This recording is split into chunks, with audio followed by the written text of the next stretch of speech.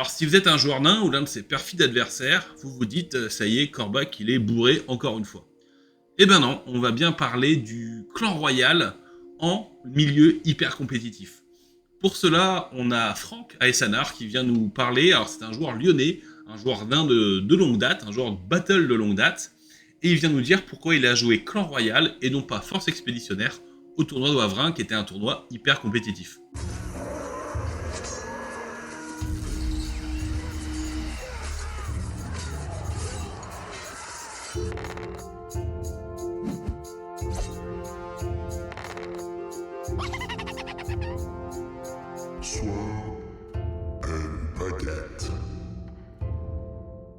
Bon, bah écoute, Aessanar, merci d'être là, merci à toi. Donc, petit plan de notre échange, on va parler de toi, on va parler des nains, on va parler de la liste que tu as jouée à Wavrin et de la suite éventuelle. Donc, voilà, donc tout d'abord, c'est vrai que pour les gens qui arrivent, bonjour à Aessanar. Eh ben, bonjour à tous. Je vais me présenter brièvement. Je suis joueur nain principalement sur The Old World. Après, j'ai beaucoup joué aux différentes versions de Battle précédemment. Je jouais plutôt au Elf, un petit peu nain. Voilà, et du coup, à la mort de Battle, j'ai fait pas mal de 9e âge. Et puis du coup, quand Tau est sorti, je suis revenu, j'ai commencé à regarder un peu, le jeu me paraissait intéressant, et du coup, je suis passé à 100% sur Old World à sa sortie. Voilà, je suis quand même joueur plutôt de tournoi. J'aime bien le milieu compétitif et aussi peintre. J'aime bien, je me donne pas mal sur la peinture. Voilà, petit projet de compléter mes elfes. Un thème un peu garnison de garde maritime, Avalorn, tout ça. Et peut-être de monter un Slayer Host aussi en main. Voilà.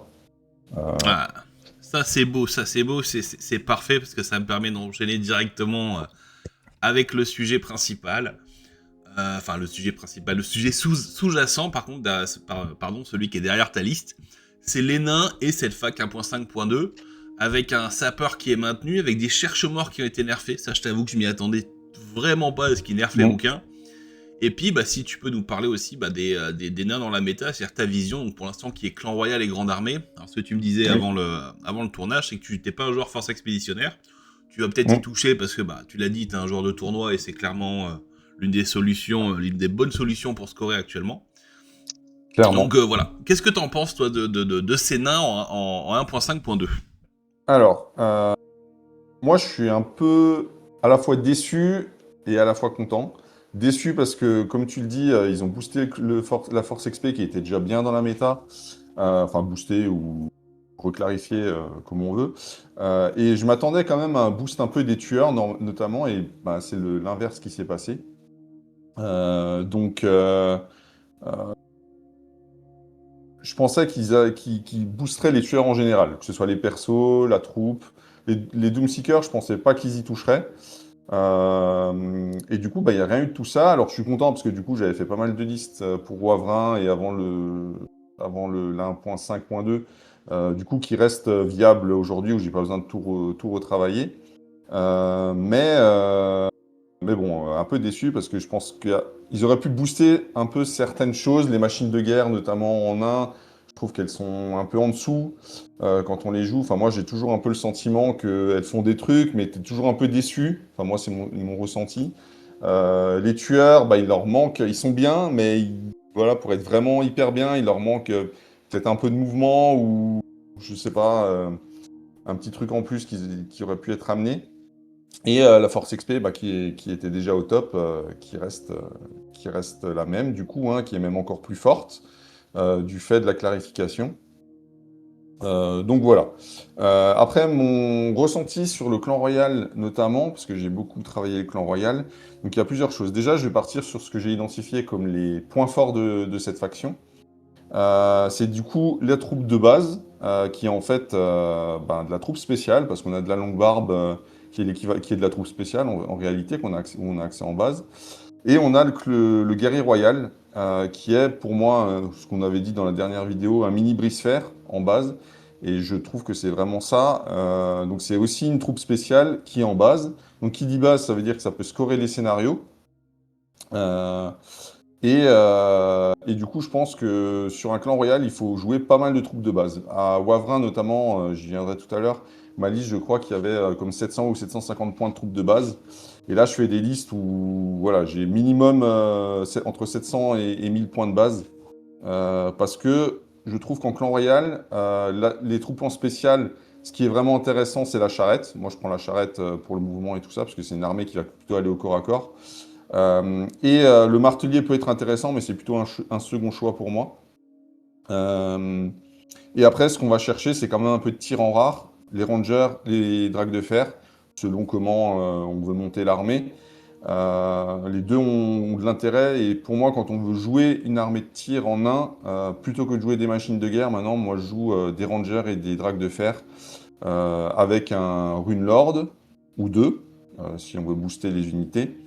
Ce qui m'amène du coup à parler de la défense magique aussi en un. J'ai testé les trois défenses magiques possibles. Donc on a le Runic Smith. Alors le Runic Smith, je l'ai testé et je trouve il est pas assez impactant. 18 pas de dissipation, 3 pas de mouvement, plus 1 en dispel. Même si on a plein de runes de spell breaking, on va souvent pas être rapporté. Euh, voilà, c'est léger. L'enclume, c'est très fort en anti-magie parce que plus 3 pour dispel, 24 pouces de portée de dispel. Mais dans un jeu de mouvement, quelque chose qui est inamovible et qui ne bouge pas, bah, ça pose un peu souci, quoi. Euh, et du coup, ce qui amène au choix que j'ai trouvé le plus intéressant après mes tests, c'est le Runic Lord. Donc, il combine à la fois les avantages qu'il apporte aux unités du Runic Smith et une portée de dispel un peu plus élevée et surtout un plus 2 pour dispel qui est vraiment impactant. Donc, j'aime bien jouer avec deux runes de spell breaking et du coup, au tournoi de Wavrin, j'avais joué avec une rune d'équilibre qui est vraiment intéressante aussi, je trouve. Mais j'ai une autre version où du coup il est un peu plus tanky et où je joue 3 runes de spellbreaking. Voilà, donc ça c'est pour la défense magique en nain. Je trouve que dans le clan royal, la version avec Ungrim, qui est le clan enfin qui est l'armée de Karak-Kadrin, je l'ai beaucoup joué et en fait je suis arrivé à la conclusion qu'elle n'est pas viable en tournoi compétitif. Je vais m'expliquer pourquoi. Parce que du coup, l'autre force du clan royal, à part les troupes de base qui sont très fortes, c'est les personnages qui peuvent avoir 25 points de rune en plus. Et du coup, bah, ça peut vraiment faire des persos ultra tanky ou ultra forts. Et du coup, pour le même nombre de points quasiment, ou à 20 ou 30 points près, par rapport à Ingrim, bah, tu as un roi qui est immunisé coup fatal blessure multiple, qui a 6 PV, qui peut avoir des 6 PV, qui peut avoir des combinaisons de runes où il tape très fort ou qui est ultra tanky. Là où Ungrim est quand même assez fragile. En plus, Ungrim, il souffre quand même de petites choses qui sont pas, qui sont embêtantes. Le roi nain, quand il est dans des longues barbes ou des marteliers, il file sa haine des personnages à ces unités-là. Donc, Ungrim, il fait pas ça. Et Ungrim, il n'a pas la haine des personnages ennemis. Donc, voilà, c'est des petits trucs comme ça C'est qui un sont dommages. problème. C'est un problème qui est récurrent à tous les personnages spéciaux de The Old World, à l'exception du Green Knight et de Elise, où en Mhm. fait ils sont tous quasiment oubliables par rapport à leur version customisable. Alors est-ce que c'est Ouais. une ligne éditoriale qu'ils ont tenue presque à chaque fois, sauf pour le Breton, ou est-ce que c'est des erreurs de conception, j'en sais rien, mais c'est vrai que c'est très très rare. Il y a peut-être Burlock à la limite, mais Ouais, Burlock c'est une Burlock, règle spé qu'on prend en force XP, enfin oui, mais après, c'est aussi 85 points et c'est un commandement de 10, Burlock. Donc, c'est ça. rien que ça, ça le met très bien, quoi. Puis écoute, bah Donc, voilà, coûter rien pour avoir un général qui file un buff dans ton game plan, mm, voilà. Mais encore une fois, alors peut-être que je me trompe, et pour moi, c'est pas lui qui est problématique du tout en force expéditionnaire. Hein, c'est un non. plus un pour toucher sur un pack, plus un ingénieur. Enfin voilà, c'est un ingénieur spécial, donc rien de fou. Mais ouais, c'est sûr que du Ungrim, alors même si on a fait quelques games ensemble sur Warhol avec des trucs assez marrants, mais quasiment systématiquement, c'était tes patrons tueurs customisés qui faisaient le Mm, taf, et absolument pas Ungrim qui mourait d'une manière, je ouais, vais pas dire honteuse. gaguesque, mais souvent pas loin, ouais. Ouais. Alors, en fait, c'est souvent le point faible de la liste, Ungrim. C'est lui qui va mourir. S'il y a un gros patron sur Dragon qui vient, bah, tu veux le tueur de monstres, mais s'il sort pas, tu sais que tu meurs derrière, que ce soit au piétinement ou. Enfin, voilà, il va pas survivre. Donc voilà. Alors tu peux te dire que en plus, si tu joues un Grim, c'est pour jouer un perso tueur. Du coup, si tu joues un perso tueur, ben, tu vas devoir choisir entre le tan de shoot, l'UGB et la défense magique, parce que tu n'auras pas la place de tout mettre en personnage. Donc ouais, bon, tu as un perso tueur qui a 25 points de rune en plus, qui déclenche des combinaisons plus intéressantes, ok. Mais du coup, si c'est au dépend de la défense magique, qui est quand même très importante en milieu compétitif à Old World, ou d'une GB bien tanky, enfin voilà. C'est euh, c'est des choix. Tu peux dire aussi que ça trigger des compositions de liste, donc les tueurs en base, bah, c'est pas mal, hein, sur le papier c'est cool, mais en fait le tueur il souffre de la comparaison avec la longue barbe et le guerrier royal. Pour moi, il est pas, les tueurs sont moins bons que ces deux entrées. Bah, En plus, ça te donne une sensibilité au tir, les tueurs, que tu n'as pas, enfin que tu as beaucoup moins avec les autres troupes de base. c'est l'un Et du coup, des ce vrais qui est... trucs qui pour moi, tue le tueur. Voilà, désolé. Qui Ouais. abîme le tueur, c'est qu'en fait, on serait dans une méta corps à corps. Je pense que les listes tueurs seraient très très fortes, parce que notamment, quand tu joues des gros packs de tueurs, même quand tu jouais le spam de cherche-mort, c'était très drôle d'affronter du compte vampire ou la double corps, parce qu'en fait, tu leur rentrais dedans au bout d'un moment et tu leur cassais la gueule et c'était infini comme combat. Il y avait pas de fumble possible, même si tu craquais tous tes dés, tu reculais deux, tu rechargeais au tour d'après. Mhm. Mais dans une méta où ce qui règne, c'est les gunlines, bah t'as deux choix. Soit t'es capable de te mettre en boule au centre avec bouclier, arme lourde, et donc essayer les tirs avec ton endurance de 4, soit t'es au corps à Mhm. corps T2. Et bah le tueur, Ouais, il fait aucun des deux, quoi. ouais, c'est ça. Donc, c'est un peu compliqué. Du coup, pour moi, ce qui est intéressant avec Engrim, c'est effectivement les marteliers, misés psycho indémoralisables. C'est vraiment le seul truc qui est cool. Les Doomseekers, bon, en spécial, bah, on va en parler, hein. Il y a le nerf du Doomseeker. Donc avant, c'était sympa de ruiner les Doomseekers, de leur mettre des runes d'armure. Moi, j'aimais bien mettre une majeure d'Alaric le Fou, une petite rune plus en init, une petite rune plus en force, ce qui fait qu'il chargeait. Il avait force 7, je crois. Pas de sauvegarde d'armure, si tu as marché sur ses touches d'impact. Je lui mettais les petits tatouages runiques qui allaient bien, plus un de CC, la rune des guerres éternelles. Enfin voilà, tu pouvais faire un petit perso tueur qui amenait de la projection et, euh, qui faisait des dégâts, même sur les gros monstres. Bon, ça maintenant, c'est mort, puisque c'est plus un personnage, donc il bénéficie déjà plus de la protection des unités à côté, donc c'est-à-dire qu'il est ciblable. L'intérêt du Doomseeker, c'était de prendre des points et de mourir après.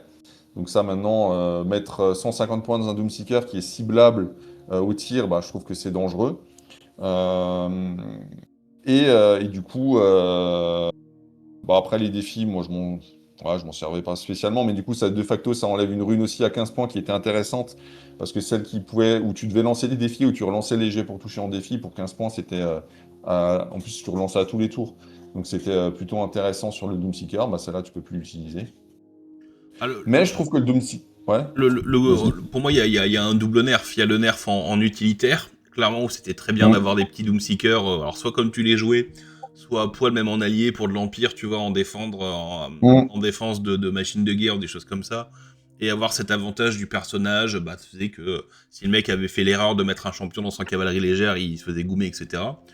Maintenant, on est des mecs vraiment, qui cherchent la mort, parce qu'en fait, comme tu le dis, ils sont plus planquables, ou alors il faut des stratégies que je connais pas vraiment en un, parce que t'as pas non plus plein d'unités capables de courir partout pour écranter tes Hum. mecs. Donc ça va être très compliqué de les protéger. Si tu les stuffs, bah oui, l'adversaire mettra pas les points, mais toi si t'en as mis zéro, C'est ça. ouais, Tu te il y a le rentabilises pas, delta quoi. max, mais vraiment compliqué. Et bah je pense notamment moi à la liste de Mehdi, hein, quand je jouais 12. Bah, quand t'avais tous les petits défis, etc., tu pouvais faire des trucs très très drôles contre des dragons, faire des combinaisons pour te bloquer sur les mouvements de replier, donc rester au corps à corps avec toujours deux cherche-morts, etc. Et le dragon qui perd deux corps à corps complets contre deux cherche-morts à marquer 0 points. Bon, c'est humiliant, quoi. Si en plus il perd un PEV dans l'histoire, Ouais. je te raconte pas le truc. Et là, j'ai l'impression qu'on a perdu tout le fun, toutes les petites pépites en fait qui étaient prenables. Et maintenant, bah ouais, ils vont vraiment chercher la mort, parce que bah ton adversaire le voit, il va balancer une boule de feu dessus et c'est fini, quoi. Ou pire, un carreau d'arbalète. Bah, moi, je trouve qu'ils ont encore leur place à poil ou avec un ou deux petits tatouages magiques, le plus un de CC, le plus une attaque. En défense d'une gunline, tu vois, t'en joues 2-3 dans tes gunlines, dans la backline. Si l'adversaire il vient avec des berserkers ou des trucs comme ça, bah, tu les accueilles avec 2 Doomseekers, ça dissuade un peu. Ça permet aussi de zoner un peu quand tu as une ligne naine, bon, même si j'ai du mal à trouver les points quand même, mais pour éviter de te faire flanquer, tu vois, avec leur projection. Je trouve qu'en version low cost, à, je sais pas, 60-65 points, bah, ils valent le coup. Et en plus, si c'est des mercenaires, bah, si tu rates ton jet, qu'ils sont bourrés et qu'ils n'arrivent pas, bah, c'est 60 points de moins. Tu t'acceptes de jouer 100 une partie sur 6, ça se fait. Mais voilà, pour moi, leur utilité, elle a juste vraiment changé. Mais comme tu dis, les trucs un peu drôles, ils les ont enlevés. Après, est-ce que pour des choix, on va dire, de facilité dans le jeu, parce que c'est vrai qu'il y avait aussi le personnage ogre dans les canons qui était personnage. Du coup, enfin, ça posait des questions. Est-ce qu'au déploiement, on déploie tout ensemble? C'est de la troupe? C'est du personnage? Est-ce que ça peut prendre des défis, tout ça? Enfin, je pense que voilà, ils ont voulu peut-être simplifier. Et Tu ça, penses que ça a c'est un tué cet dégât empire-là. collatéral caténin Ouais, qui... ouais. Bah, je sais pas, je le vois un peu comme ça, parce que quand on se posait des questions, notamment avec JS, on avait des interrogations. Bah, moi, je lui disais, bah, ça a des personnages, ça se met tout ensemble. Il me disait, ben, ouais, enfin, on avait des interrogations. Donc, je pense que c'était dans ce souci-là. Mais comme dit, je pense que le Doomseeker est nerfé, mais il est toujours jouable. Et moi, je pense que je le jouerai toujours dans des gunlines. Je pense qu'on n'en voit pas beaucoup, mais dans de l'Empire, avoir 2 petits mecs qui se baladent sur le flanc ou sur ta backline pour justement les hordes de tribe de berserkers qui arrivent derrière, bah ça peut être cool. Pour 100 Oui. points, tu vois, ça fait le taf. Bon, enfin, moi, je le vois comme ça. C'est Euh, les tueurs, quoi. Ça va être très très bien dans ouais. une méthode corps à corps. Donc, typiquement, le loup de mer détestait les cherche-morts, les déteste encore plus. Mm, c'est Alors, ça. bon, parce qu'en plus, il n'y a pas beaucoup de bannières. Bon, après, ça faisait des défis sympas et ça faisait des persos qui commençaient à démultiplier les yeux des dieux. Mm. Mais ouais, c'est un délire un petit peu spécial et. Enfin bon. Bref, Euh, cherche-mort Après, je vais juste finir nerfé, sapeur sur le. maintenu. Ouais. Bah, sapeur maintenu. Bah, je te dis, je joue pas trop Force XP, je vais m'y mettre un peu. Ouais. Bon, pour le moment, j'ai pas encore beaucoup de commentaires à faire dessus, quoi. Donc voilà, c'était pas très pertinent mon intervention. Mais voilà. Ça marche. Alors, est-ce qu'on passe sur ta liste? Allez, bon, on peut passer Allez, sur moi ma j'ai une liste et première pourquoi je l'ai. question. Parce que pour Ouais. tout dire, nous, quand on a construit nos listes, alors on a fait le choix de pas aller en force expéditionnaire sur notre nain. Pourquoi bah, en fait, tout ce qu'on s'est dit, c'est simple, c'est que comme c'est un tournoi en équipe, les listes qu'on voulait potentiellement mettre en défense, on voulait des listes solo. Donc des listes qui, alors en temps normal, font 3-3 ou au pire des cas, 3-3 ou 4-2. Donc Mhm. c'est pour ça qu'on avait 2-3 listes qui étaient pas forcément des listes typées équipe. Et le reste de l'équipe était là pour chercher des points et donc assumer complètement son rôle. Alors toi, je crois qu'il y a que deux nains qui n'avaient pas de liste force Oui. expéditionnaire ou pas loin. Mm. On a d'autres nains aussi qui l'a fait. Alors on fera peut-être un point avec Finn, ça peut être intéressant aussi. À un moment, je ferai un débat entre nains, tu sais, pour avoir deux joueurs nains qui Mm. discutent et qui s'engueulent avec une Ouais. bière. Ah, ça Mais peut être cool. donc voilà, dans quelle mentalité t'as fait ta liste? Quelle était sa place? On rappelle, c'est un jeu en équipe, donc tu peux avoir des Mm. attentes totalement différentes d'un tournoi en solo. On le rappelle, en équipe, faire 5 égalités sur le week-end, si ça débloque ta team, c'est le feu. Alors qu'en solo, bah, tu Ouais. fais 5 égalités, t'es en milieu de classement, ton tournoi n'a servi à rien et tu t'es fait chier.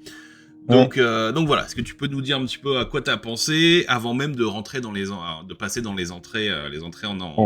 en tant que tel. Alors, J'arrive à parler. j'ai beaucoup cherché cette liste-là. Je l'ai trouvée une semaine avant le tournoi, donc j'avais pas beaucoup de parties dans les pattes, ce qui m'a aussi un peu handicapé pour le tournoi, je pense. On y reviendra tout à l'heure. J'y ai pensé d'abord à la Force XP, mais ce qui m'embêtait sur la Force XP, c'est que tu es quand même très limité en défense magique. Tu as juste un Runic Smith, donc moi je trouvais que tu souffrais de la défense magique.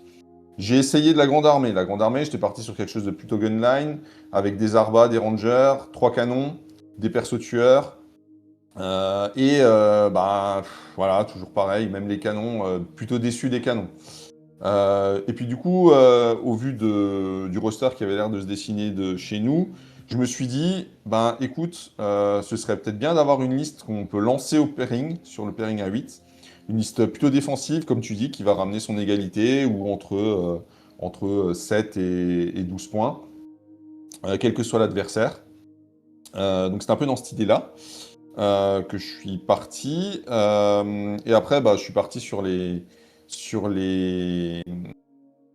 les constatations que j'ai dit toutes précédemment sur le clan royal. Donc j'ai fait 2 gros packs en base, 700 points ou 750 points, qui sont très durs à aller chercher.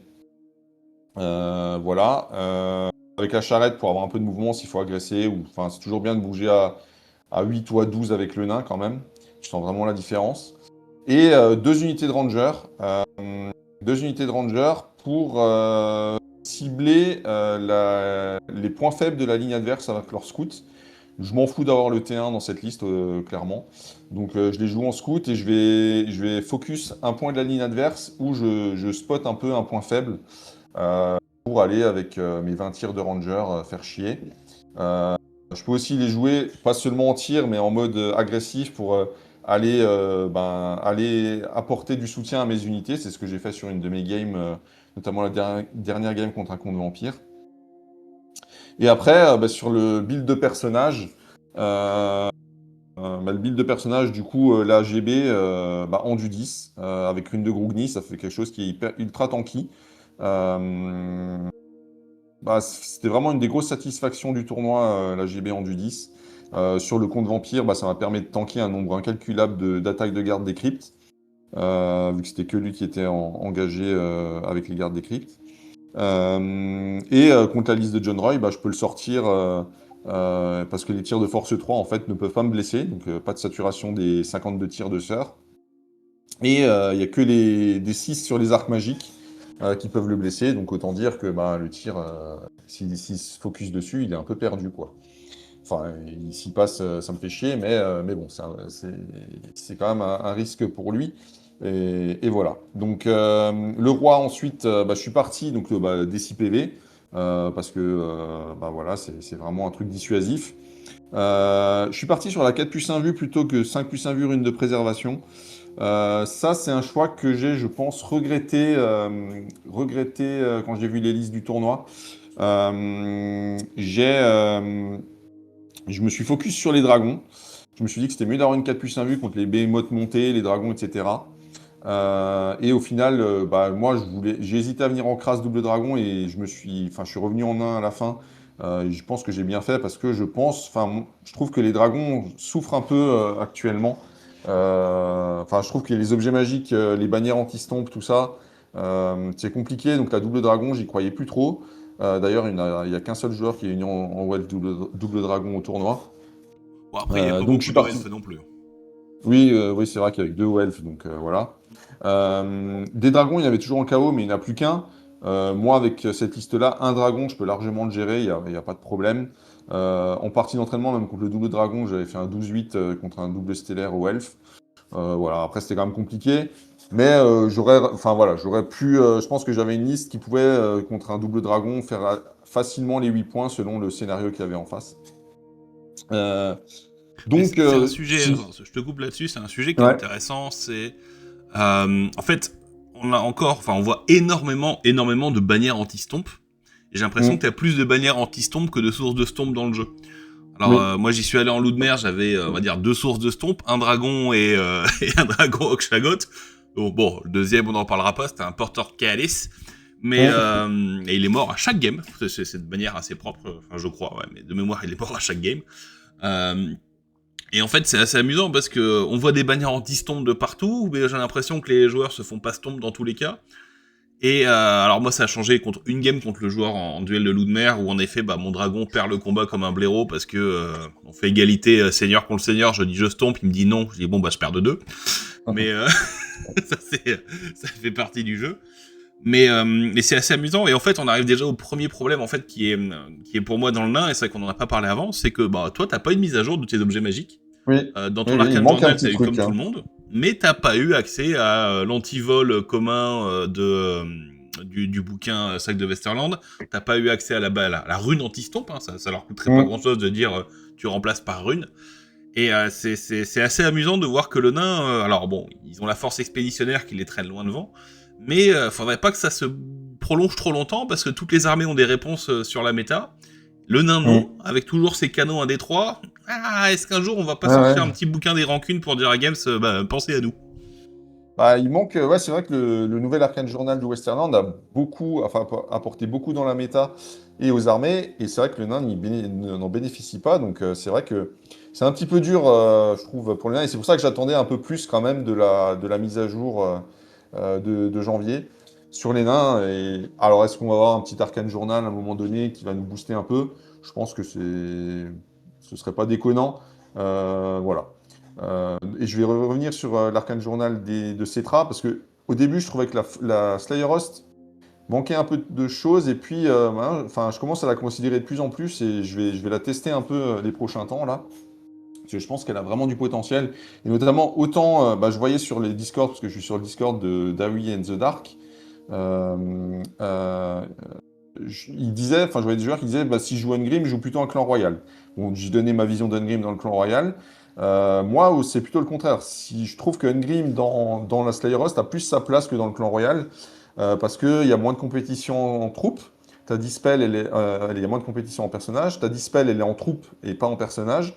Et ça te trigger l'option des marteliers qui t'apporte une source de drill dans la Slayer Host que tu n'as pas sinon. Donc voilà, je trouve que Ungrim, il se considère vraiment en Slayer Host.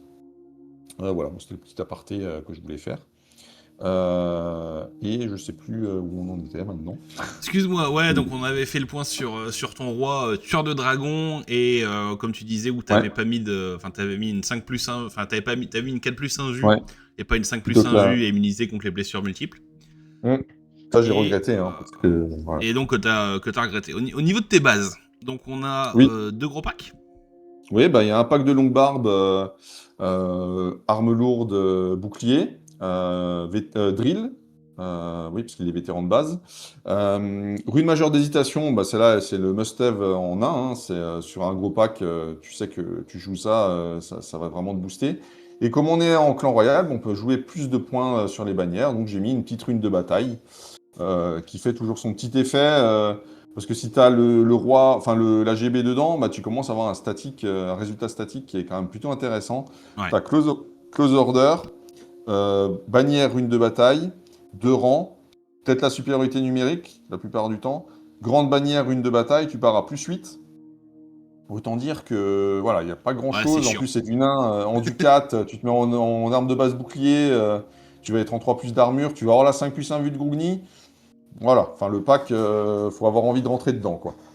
Ah, puis Voilà. l'endurance de 10, hein. L'endurance de 10 fait que là, c'est pas une GB où Euh, tu peux dire, ah, vas-y, je mets 3 mecs dessus et elle saute, quoi.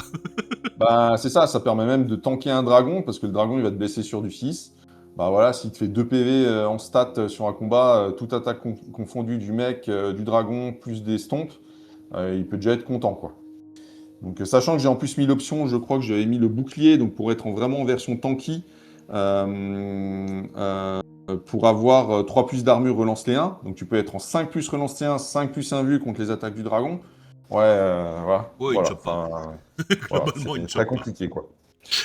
Et Euh, tes petits clans royaux, donc encore une fois, petite rune de passage, ça va bien. Donc ça veut dire, on oui, sent que par défaut, si je dis pas de conneries, t'as une rune de passage sur la GB. non, Donc mais je l'ai sur on a, le roi. Je l'ai donc sur ça le veut dire roi. que Donc le t'avais roi, roi et rune lord de base dans le pack de longue barbe, ou ça c'était une changeait. possibilité. C'était une En fait, je m'adaptais vraiment à la partie. Et bah, tu vois, j'ai commencé à sortir mes personnages. Je l'avais jamais fait. Ça m'est venu pendant le tournoi et je l'ai fait sur 3 parties pendant le tournoi. Et c'était des choix très concluants, notamment contre les Elf en double sœur. Donc vraiment, tu t'adaptes en fonction de l'adversaire, en fonction de la situation. Mais voilà, ça te laisse des options de jeu qui sont plutôt intéressantes. Et de toute façon, de manière générale, je trouve qu'il faut payer la rune de passage sur les packs importants dans ton armée naine, parce que en fait, tu vas trop souffrir dans un terrain difficile. Déjà, tu bouges de 3. Si en plus tu fais une marche forcée à 4 parce que tu es dans un terrain difficile, autant dire que tu n'avances plus. Du coup, pour 5 points, je trouve que c'est une des runes les plus importantes du roster nain, quoi. Surtout Non, que mais tu peux la clairement. spammer et tout, Alors, quoi. n'oubliez pas, hein, pensez aussi aux règles de combinaison d'objets magiques, hein. Faites gaffe avec vos Mm. talismans runiques à pas avoir 2 fois le même, etc. Enfin bref. Et puis bah du coup D'ailleurs, bah, les 2 x 10 ouais, rangers, les 2 x 10 ouais, bah, rangers qui sont pas opérationnels. C'est ce qui m'a surpris que tu montes à 10 alors que c'était pas opé. Alors c'est quoi, c'est 0,1 pour 1000 les rangers en clan royal ou Oui, c'est 0,1 pour. Je crois que c'est 0,2 en rare, je crois. D'accord. Donc, c'est du rare hein, en clan royal. Ah, je crois que c'est dur. Donc, Ouais, c'est pas de la base, ouais. ouais, c'est du rare. Mais je crois que c'est peut-être 0,1 pour 1000, je sais plus. Je crois que c'est. Non, je sais même plus s'il y a une limite. Je me Juste souviens en plus. rare tout court. Ouais, bon, enfin bon. Ouais, T'es ouais. parti sur des packs de 10 avec. Non, tu fais partie des gens qui croient en leur dé, donc qui ne jouent pas de musiciens. Donc, Mais si bah maintenant, ce que je fais en plus, c'est que je joue plus forcément deux unités, mais j'en joue une plus grosse avec bannière et je joue rune de courage et rune de bataille dessus. Ouais, ça commence à faire aussi un bon statique. En fait, en clan royal, tu peux vraiment faire des résultats statiques assez impressionnants sur tes unités. Et quand tu as 14 ou 15 rangers qui tirent en contre-charge dessus, qui ont une bannière, qui ont une rune de bataille, qui sont en open order, donc ils vont avoir un petit rang ou deux selon comment tu t'es positionné, enfin comment tu t'es déployé, plus les tirs de contre-charge qui t'accueillent soit au bouclier, soit à l'arme lourde. Ah pareil, voilà, c'est une petite unité, il faut se lever de bonne heure pour aller la chercher, quoi. Donc voilà. Et là, bah ça c'était une des évolutions de ma liste, hein, parce que 2 x 10, j'en suis plutôt content. Mais voilà, jouer une plus grosse unité, c'est aussi sympa. Donc les deux options sont viables. Mais comme je disais, ouais, les 2 x 10 rangers, c'est vraiment. Bah, sur domination, c'est super intéressant pour le nain. Parce que ça fait deux unités qui peuvent prendre des quarts de table assez facilement. Et bah, appuyer un point faible de la ligne adverse avec le scout. Parce que 20 tirs de ranger qui commencent à te toucher à 4 à l'arbalète, voilà, ça peut vite faire sauter une machine de guerre, ça peut vite prendre une petite unité de tireur, ou même cibler un personnage ennemi si c'est mal déployé. En entraînement, quand mon joueur en bête, il avait déployé son chaman à côté de son pack, et bah, avec mes rangers, bah, du coup, je lui ai dit, bah, là, tu vois, je peux mettre mes rangers, faut que tu sois attentif, parce que ça me laisse une open de shooter ton chaman au T1. Alors, je lui ai dit, comme c'était en entraînement, il a corrigé et tout, parce que ça n'avait pas d'intérêt de perdre son niveau 4 en homme bête sur la liste Wild Dirt au T1. C'était voilà, mais du coup c'est des petites unités qui voilà, ça te laisse des, des options de sanctionner une erreur adverse, je trouve, ces petites unités là quoi. ouais, clairement. Bon, du coup, c'était un tournoi en équipe. T'as fait tes estimés, normalement. Il y a la Tout à remise des fait. listes. Et là, comment tu Oui. te sens? Tu te dis, j'ai merdé, j'aurais dû jouer les gyros? Ou tu te dis, je vais être Non, capable de faire mon taf? j'étais plutôt content. La seule regret que j'ai eu, c'est que je me dis, putain, si j'avais mis une rune de préservation, ça m'ouvrait beaucoup plus de matchs que la 4 plus 1 but. Ça m'ouvrait tous les matchs bretaux, j'avais un match contre la double cohorte où je me disais, bah là, il y en a un qui jouait un destructeur d'éternité, là, qui file D6 attaques, enfin D6 touches avec coup fatal. Je me disais là, si j'avais eu la rune de préservation, bah, c'était beaucoup plus sympa. Mais je me voyais, j'avais des matchs plutôt intéressants. Je ne l'ai pas dit, mais du coup, mon armée, je l'avais aussi buildée pour l'équipe pour contrer les listes magiques, grosses listes magiques. Donc, c'était la Wild Earth notamment, le Comte Vampire un petit peu aussi. Voilà. Et moi, je m'étais estimé plutôt positif sur ces matchs-là. Je crois que je me suis mis en réponse une ou deux fois sur la Wild Earth et on m'avait pas choisi. Voilà, donc je pense que c'est des matchs que je pouvais jouer parce que mes personnages sont plus forts que les personnages de la Death Star Ombet et mes unités sont, je pense, plus fortes que l'unité de Gore en face. Et à Oui, côté de clairement. ça, j'ai une défense magique, j'ai 2 runes de spellbreaking, donc au moment où le gars il veut se barrer ou il veut me charger, je lui dis bah là tes 2 sorts ils passent pas. Et si tu me charges avec tes gores sans boost magique, bah ouais ça Bah, va il vraiment perd. être compliqué pour toi. Non, non, il perd. Sachant qu'en plus, en entraînement c'est ce qu'on avait fait et ça s'était passé comme ça. Et sachant qu'en plus si j'ai mon Tan ou mon King dans les longues barbes, bah, mes longues barbes vont bénéficier de la haine sur les personnages ennemis. Donc ça veut dire que les 4-5 personnages qui sont dans l'unité de gore au premier tour, bah, je les focus avec mes longues barbes. Relance pour toucher à 4+, ou à 3+ relançable. Non, 4+, parce qu'il a moins 1 pour être touché au corps à corps. Donc 4+ ou 5+ relançable avec les longues barbes. Plus les pipes de force 6 avec l'arme lourde. Ou si je me suis mis en arme de base bouclier, bah, je suis force 4, mais AP1. Donc voilà, je vais vraiment dézinguer au maximum les persos parce que c'est la force, la patate du pack de gore, en plus des réseaux fixes. Donc voilà, c'est vraiment le plan. Et puis shooter le champion dès que je peux, comme ça mon Tan enduit 10 ou mon roi, ils peuvent lancer des défis. Et puis là, bah, tu es obligé de sacrifier un personnage par tour. Et du coup, bah, tu peux pas passer sur les packs, quoi. Donc voilà, c'était aussi cet objectif-là de la liste. Donc par rapport aux estimés, je crois que j'avais environ une vingtaine de matchs que j'estimais entre 12 et 15. J'avais quelques matchs très négatifs et j'avais quand même bonne option pour ouvrir les pairings parce que j'avais les nulls et tout ça où je m'étais estimé à 5-8. Et du coup, c'est ce que j'ai fait. Parce que j'ai ouvert les deux premières rondes du samedi, j'ai ouvert avec mon armée naine et j'ai récolté deux armées de Nuln, dont Sens. Ouais, ouais, Voilà. ouais, ouais. Et Sens, j'ai un petit regret sur la partie parce que je perds 4-16. Donc lui, il a bien joué, c'était une game super, enfin très sympa et tout. Mais en fait, à un moment donné, parce que j'ai pas la rune de préservation, je choisis de sortir mon roi. C'est la première fois que je le fais dans le tournoi. Je choisis de sortir mon roi du pack et je le mets derrière la colline en mode protection de mon bagage train parce que je me dis, comme je l'agressais, en fait, j'avais essayé de l'acculer. On était sur la diagonale, j'avais essayé d'acculer toutes ces unités. Je m'étais déployé en ligne avec mes packs de nains. Et j'avais essayé de l'acculer dans un coin de la map, ce que j'avais plutôt réussi à faire. Du coup, je me dis, bah, si je pousse trop, il peut passer avec ses Outriders et me cramer le bagage train. Donc je veux pas ça, je mets mon roi. Et en fait, je recule trop mon roi parce que j'ai peur des canons, même si j'ai la 4 puissance vue. Et en fait, en y repensant dans la game, genre au T4 ou T5, je me dis putain, mais je suis trop con. Si en fait, au lieu de reculer mon roi, je l'avais laissé à hauteur de mes guerriers et du coup, je lui fermais tout autant l'accès au bagage train avec mon roi. En plus, je bénéficiais de la vue à 360. Il était bloqué. Et je l'aurais vraiment enfermé dans le coin de la map. Et je pense que je pouvais lui prendre tous ses packs de cavaliers. Euh, et du coup, il lui serait resté son général, ses deux ingénieurs et ses deux canons. Et je pense que je pouvais faire une égalité et avoir une petite victoire. Donc, enfin, 11-9, tu vois. Donc, voilà, c'est une erreur qui m'a. Je me suis dit, putain, là, j'ai vraiment mal joué. La peur des canons, j'aurais eu l'air une de préservation, je me posais pas la question, je me mettais là, je savais que je prenais un point de vie au pire, et c'était fini, quoi. Donc, c'est aussi, voilà, enfin. Sur Nuln, j'ai fait un 8-12 sur la première game. Euh, et qui doit être en fait un 10-10 parce que les arbitres ont tranché d'une manière que je trouve assez bizarre sur une règle. En fait, il y a deux Outriders et un comment ça s'appelle, un Répurgateur qui restent. Le musicien est au milieu, les deux sont sur les flancs, les deux autres persos. Et du coup, je tire dessus avec mes rangers.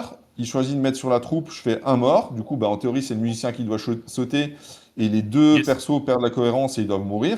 Sauf que là, bah, les gars, ils m'ont dit, bah non, t'enlèves le musicien et tu rapproches les deux figurines.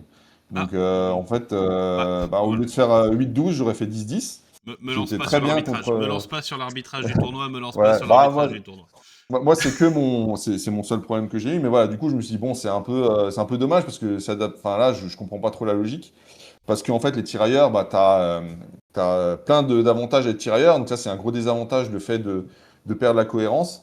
Et bah, si tu l'enlèves, autant jouer tout le temps des tirailleurs, quoi. Donc voilà, ça c'était sur la première game. La deuxième game contre Sens, j'ai expliqué que du coup, c'est un mauvais choix de ma part qui me coûte au moins une égalité, je pense. Euh, Après, du coup, bah, je vais venir sur les deux parties qui restent. Sachant que la partie Roi des Tombes du dimanche matin, là, c'est moi qui ai un mauvais plan de jeu. On est d'accord que sur liste contre liste, je suis très bien. Par contre, la combinaison de scénarios, je l'ai mal lu. Et du coup, lui, il a plus de mobilité, il va me cramer mon bagage train. Je dois jouer défensif, en fait. C'était le Chance and Counter avec domination et bagage train et spécial feature. Et du coup, ouais, j'essaye d'agresser, ce qui n'est pas la bonne stratégie. Je dois jouer défensif et jouer le 10-10 sur cette combinaison de scénarios-là. Donc là, j'ai un mauvais plan de jeu euh, où je suis sanctionné, je perds 14-6. Mais sinon, là, c'est pas la liste qui est en cause, ou enfin, c'est vraiment le bon plan de jeu qui est mauvais. Et après, du coup, j'ai les deux games qui sont intéressantes. Donc la première contre le Elf avec deux fois 26 heures. Donc là, moi, je me suis estimé en 0,5. L'adversaire me dira que lui, il estimait plutôt un 13-7 pour lui. Mais là, du coup, j'ai déjà utilisé mes rangers pour faire de l'écran et de la distraction. Donc, il va perdre un ou deux tours à tirer dessus. Je vais pousser avec mes unités. euh, et je vais essayer, pareil, d'acculer unité de sœur avec un mage, avec deux mages dedans. Donc, je vais perdre mon unité de longue barbe. Elle va se faire dessouder au tir. Du coup, ça me rend mon roi seul, mon roi en solo. Et du coup, je vais sortir Montagne, pareil, en mettant les deux personnages de façon à bloquer carrément un flanc qui puisse pas se téléporter avec le Travel Mystical Pathways. Et les guerriers royaux, sur l'autre côté, en mode, bah, si tu te déplaces de ce côté-là, bah, tu as une chance de te faire charger par les guerriers royaux. Donc il va choisir de se déplacer vers les guerriers royaux. Et j'ai une charge à 5 sur 2 dés, donc j'ai fait mes stats, c'est 60, enfin, c'est 2 chances sur 3 de réussir. Je vais la rentrer, il va me faire 4 morts au tir de contre-charge. Et du coup, je vais gagner le combat avec mes réseaux fixes. Mon Runic Lord va tuer 2 3 mecs. Enfin, je vais gagner de 2 le combat, je crois. Comme il est en bord de map, bah, il va être automatiquement détruit. Euh, et, euh, et du coup, je vais faire 10-10 là-dessus. Je crois il a 1090 points pour lui. Moi, je suis à 1080. Il va scorer un peu des quarts de table aussi avec ses patrouilleurs parce qu'il me donne une unité en sacrifice. Il en reste une deuxième où je prends le temps de tirer dessus pour éviter qu'il aille scorer mon Strategic Location 2 à partir du T3 ou T4. Mais du coup, il prendra quand même des quarts de table. Voilà, donc on finit sur un 10-10. Enfin voilà, je pense que le match-up est négatif, donc ça c'est vraiment un premier bon résultat. En plus, bah voilà, le joueur fait partie de l'équipe belge qui est vice-championne du monde, donc très bon résultat. Je finis mon samedi sur une note très positive. Je pense que je peux pas faire mieux hein, sur un match-up 10-10. Voilà, c'est Il c'est y a des compliqué de moments, faire il mieux. faut se réjouir que ton plan initial, c'est-à-dire de au pire annuler n'importe quoi, se passe bien. Ouais, c'est ça, ouais. Et là, bah, voilà, tout le monde s'était estimé ultra négatif sur la liste, tout le monde en avait ultra peur. C'est moi qui en ai hérité, je ramène 10 points dessus, bah voilà, moi je suis vraiment refait, je me dis putain là, c'est cool. Et la dernière game qui me reste, c'est contre du compte Vampire. Donc là, moi j'estime 13-7, après je discute avec lui, il me dit bah il s'était estimé 13-7 aussi dessus. Là, c'est moi qui va gagner 13-7. Et en fait, là, je vais avoir un game plan. En fait, je vais me dire, je vais agresser avec les clans royaux plus le TAN GB sur une unité de zombies. On est sur Strategic Location 4. Euh, je vais utiliser mes rangers en mode. Il m'avait laissé un spot où je pouvais déployer mes rangers. Il avait ses X-Rays sur ce côté-là. Je me dis, en fait, je les déploie là. Soit il prend du temps avec ses X-Rays pour se retourner, aller prendre les rangers. Du coup, ça, le temps qu'il revienne dans la game, ça va être super long pour lui et ils vont plus avoir d'impact. Et j'ai la deuxième unité qui est sur le même flanc, du coup, qui aura le champ libre pour aller pousser et aller venir en appui des clans royaux pour rajouter de l'impact sur le flanc des zombies et faire tomber les zombies plus vite. Du coup, il va pas faire ça. Et ici, mon autre game plan, c'est mes longues barbes, ils restent pour scorer. Ils restent à une distance suffisamment proche pour pouvoir contrecharger si les clans royaux, à force d'enfoncer la ligne, se font charger sur le flanc par les gardes des cryptes. Et par contre, je reste suffisamment loin pour bénéficier de la dispel, pour pas me faire engager par des troupes ennemies. Pour toujours avoir la dispel. Et sachant que lui, il a ses 2 unités d'X-Ray sur les flancs, il a ses 2 unités de zombies, son pack de garde des cryptes au centre, la mortis derrière, plus les persos, etc. Donc au T1, il va commencer par venir sacrifier une Banshee, entre guillemets, pour venir se crier sur mes rangers. Il me tue un ranger. Moi, je me dis, ok, il a une attaque avec sa Banshee, donc si je le charge, je m'étais déployé en open order exprès. Open order, donc j'ai supériorité numérique un rang, bah, je gagne de 2. Si je fais 2 phases de combat comme ça, la Banshee, elle meurt au résultat de combat et j'enlève une menace et ça me libère tout le flanc et l'arrière de l'armée ennemie. Donc ça, c'est mon game plan qui va plutôt bien se passer. Alors, il va juste se passer qu'il va me tuer, je crois, un ranger, mais du coup, après, je me reforme, j'arrive à la choper, etc. Et je finis par prendre la Banshee, ce qui va me permettre avec les rangers de menacer l'arrière et de locker au corps à corps la Mortis à partir du T3, T4. Donc, ce qui fait qu'il n'a plus de Dark Magic à lancer, ce qui me soulage vachement. L'unité d'X-Race va charger le deuxième pack de rangers, le pack de rangers qui vont tenir le combat pendant 3-4 phases bon, 4 phases de corps à corps, je crois. Donc c'est pareil, ça me fait gagner vachement de temps. Parce que la seule source d'attaque magique dans ma liste, c'est mon roi. Du coup, il a l'autre unité de X-Race qui vient menacer sur l'autre flanc. Et là, bah, je fais la même stratégie. Je sors mon roi, je le mets dans la forêt, parce qu'il y a une forêt qui nous sépare, et je lui dis, bah vas-y, maintenant, soit tu viens, et du coup, tu te prends la charge du roi avec D6 PV, bah, soit tu choisis de plus jouer avec tes X-Race et tu restes, enfin, tu recules, quoi. Et c'est ce qu'il va faire. En fait, le roi va complètement verrouiller le flanc, et sa deuxième unité de X-Race va rien faire de la partie. Donc mon plan se passe plutôt bien, j'arrive à contrer la magie avec mon Runic Lord, mes clans royaux vont petit à petit enfoncer les zombies. à tel point qu'à un moment donné, il a plus le choix, il doit charger mes guerriers royaux avec son pack de garde des cryptes. Euh, et du coup, je lui dis, bah là, tu sais que, et il chargera avec l'Express aussi, je lui dis, tu sais que là, je suis obstiné et mur de bouclier, donc quoi qu'il arrive, s'il me reste un nain, je vais juste céder du terrain, quoi.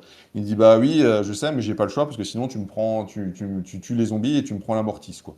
Donc voilà, et du coup, bah, c'est ce qui va se passer.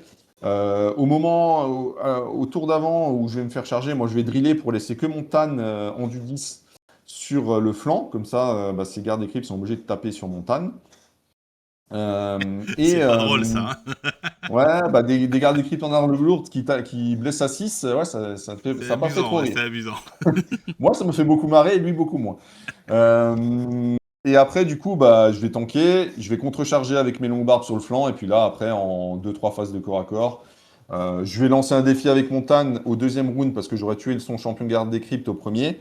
Et du coup, après, il est obligé de refuser avec sa GB qui va rester derrière, il n'aura plus les bonus fixes et tout ça. Je vais finir par prendre le pack de zombies, les gardes des cryptes, la GB, les deux Banshees, parce qu'il avait une Banshee que j'ai réussi à prendre sur une poursuite avec des zombies qui ont cédé du terrain. Euh, et, euh, et je crois que c'est à peu près tout. Lui, il va me prendre les deux unités de Ranger.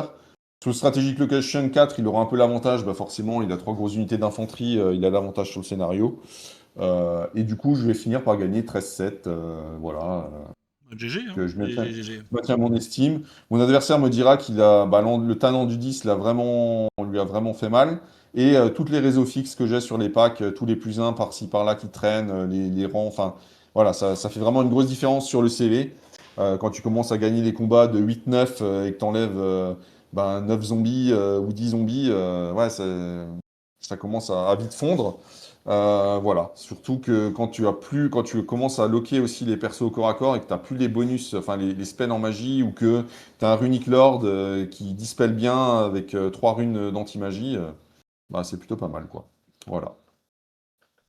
Donc au final, pour faire le bilan de mon tournoi, je crois que j'ai estimé que j'avais, parce qu'on avait fait des plages, donc entre 5-8, 0,5, tout ça, j'ai entre 36 et 45 ou 46 points d'estimé sur les rondes que j'ai faites, et j'en ai ramené 41, sachant que C'est propre. si j'ai plus l'habitude de ma liste, je pense que je peux faire aux alentours de 54-55 points.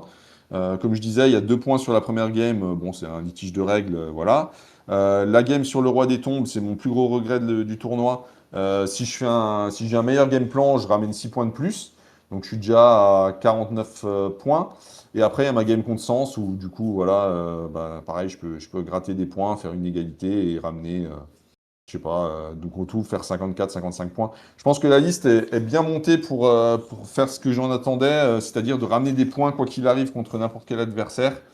Et puis c'est un peu ce que j'ai réussi à faire. Donc voilà pour mon bilan du tournoi. Et du Du coup, la coup, seule modif que ton j'ai. résumé, Ouais.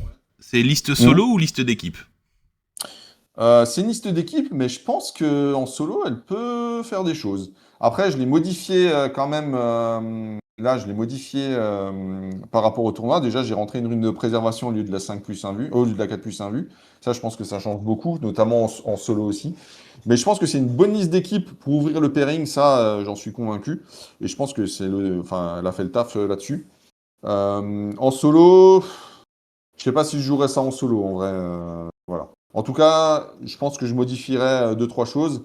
Je suis pas sûr que le roi a un gros effet dissuasif, mais je trouve qu'il a pas ramené ses points en fait. Il est jamais mort. Enfin, il est mort qu'une fois sur un coup de canon. Mais, euh, mais il a jamais vraiment ramené ses points. Je sais pas. Je suis en interrogation sur le roi. Est-ce qu'un troisième pack en base pourrait être plus fort sur les scénarios et pas plus intéressant? C'est mon cheminement en ce moment. Voilà. Mais je pense, en solo, je la jouerai peut-être pas. Mais en équipe, oui, moi je trouve qu'elle a fait le taf, quoi. Enfin, je suis content du résultat.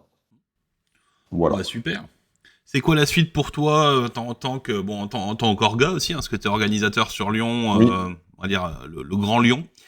Ouais. Et en tant que Bah, joueur, qu'est-ce qui t'attend où est-ce que les personnes qui regardent la chaîne vont te rencontrer bientôt? Alors déjà, je vais aller du côté d'Ouven, c'est à côté de Genève, côté français. J'ai des anciens collègues du 9e âge qui sont mis à tôt, qui font un tournoi à 1500 points le dimanche. Alors, c'est le dernier dimanche de mars, ça doit être le 29 mars.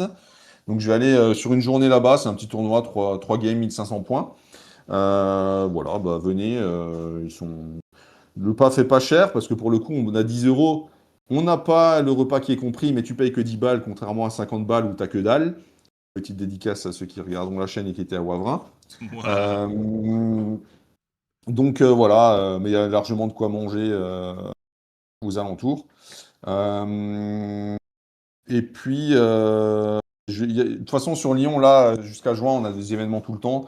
Il y a un tournoi en équipe en mai, il y a un tournoi, il y a une journée rencontre en juin, il y a des journées, il y a une journée, un week-end narratif que Guizou va organiser en avril, je crois que c'est vers le 24-25 avril. Il y a Octogone qui se passe maintenant en mai, donc ça doit être le dimanche 24 mai.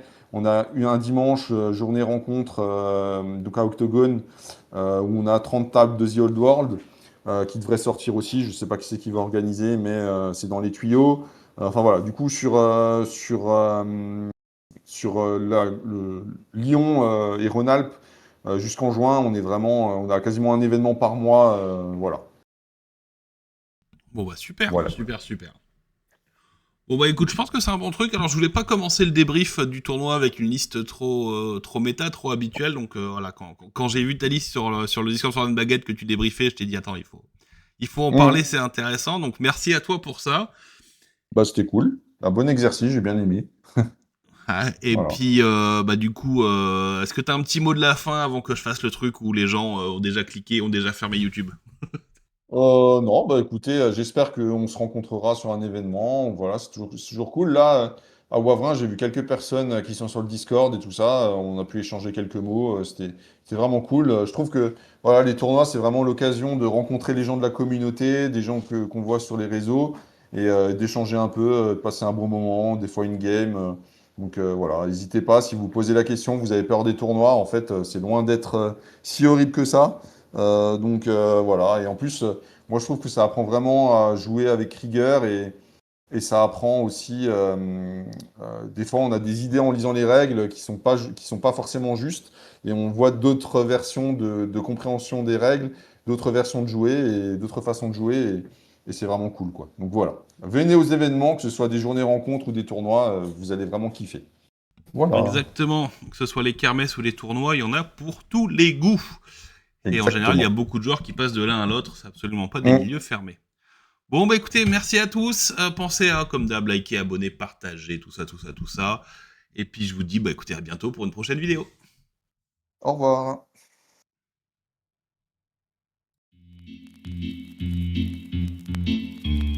I'm sorry. I don't want to be an infant. That's not my business.